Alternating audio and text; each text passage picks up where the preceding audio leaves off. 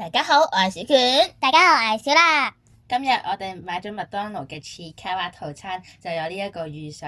今次有4個款式，一係兔兔，第二就係古本屋，第3就係海賊師傅，第4咧就係吉爾。咁而我哋今次咧有3個御守，咁當然，但係首先第一個就肯定應該係要拆到妹妹最中意嘅兔兔先嘅。其餘嗰2個咧，由於因為今次呢一期未有小白貓，所以其餘嗰2個咧就希望抽到唔重複嘅。咁我哋而家開始拆啦。邊個拆先？你啊。隨便啦，話掂今次冇我嘅小白貓，今次未有。小心啲。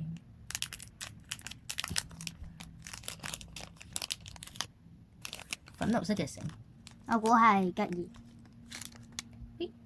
哦，吉爾。耶！我估到咗。好，吉爾。好，下一個。下一個。到我啦。哇，好靚啊！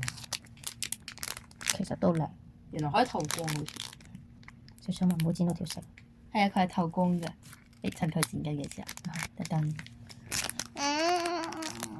又係吉爾。全部都係咪因為同一盒嘅關係？應該係。係咪同一盒所以就全部都係？咁最後一個咧？兔兔。兔兔。我哋係咪應該要之後應該要擺個兔兔喺擺個兔兔喺度召喚兔兔出嚟？咁所以呢一隻係兔兔係咪？兔兔。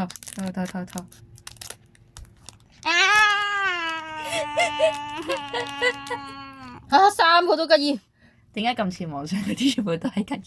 一係就全部都係古本屋。我哋全家都好健康。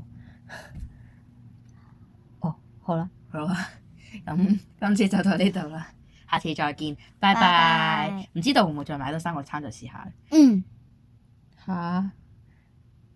諗下先。